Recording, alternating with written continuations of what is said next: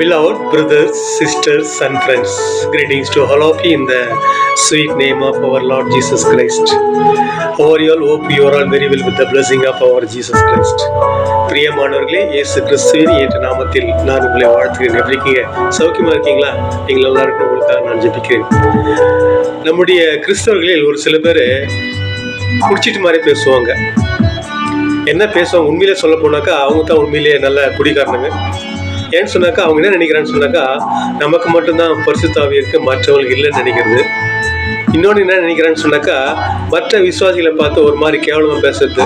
தோடா ஸ்தோத்திரம் ஸ்தோத்திரம் சொல்லி இருக்கிற ஒரு கூட்டம், தோடா அலையிலையோ அலையிலையோ சொல்லி சுத்திக்கிற ஒரு கூட்டம், இப்படியெல்லாம் அவங்கள பார்த்து கேலியும் கிண்டலமாக பேசுவாங்க. இப்போ ஏற்பட்ட குடிக்கார பசங்க தான் உண்மையிலே நல்ல உண்மையான குடிகாரனுங்க.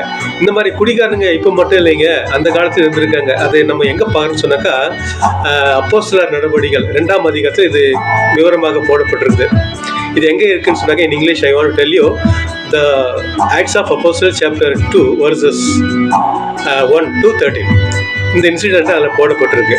அதனால என்ன போடப்பட்டிருக்கு சொன்னாக்க, திரளான ஜனங்கள் ஒரு இடத்தில் கூடி வந்து அவங்களுடைய சொந்த பாஷையிலே கடவுளை துதித்து கொண்டிருப்பார்கள்.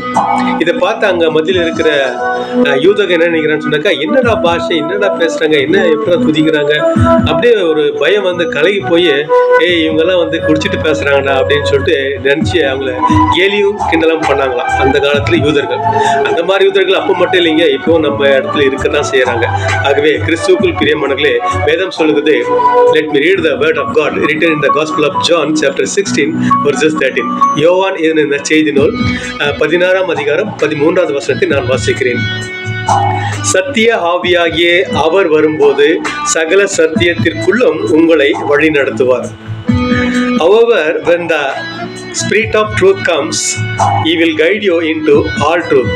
கிறிஸ்துவுக்குள் பிரியமானவர்களே, 2 விஷயத்தை இப்போது நான் உங்களுக்கு மனதிற்கு வைத்துக் கொள்ளும்படி கேட்டுக்கொள்கிறேன். முதலாவது விஷயம், point number 1, don't you think that you are only the people filled with the Holy Spirit. Point number 2, அதாவது என்ன சொல்லணும்னு சொன்னாங்க, பாயிண்ட் நம்பர் 1ல எங்களுக்கு தான் பசுத்தாவி இருக்குது மற்றவங்களுக்கு சொல்லிட்டு நினைக்காதீங்க. பாயிண்ட் நம்பர் 2 என்ன சொல்லணும்னு சொன்னாக்கா, show kindness to the other believers, those who are worshiping in their own language, in their own words, through the Holy Spirit. பரிசுத்தாவியினால் விசுவாசிக்கிற மற்ற விசுவாசிகளுக்கு அவர்களோடு நீங்கள் பிரியமாக இருக்கும்படி நான் கேட்டுக்கொள்கிறேன்.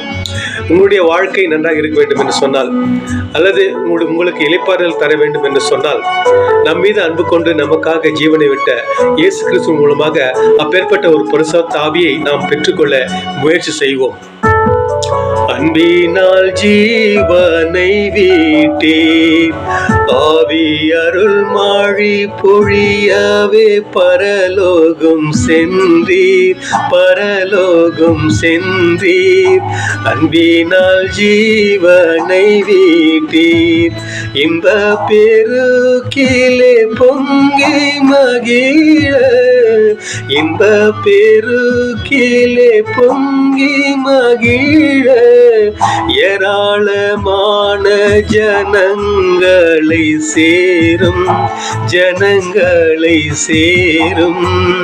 ஆவியை மழை போல ஊற்றும்.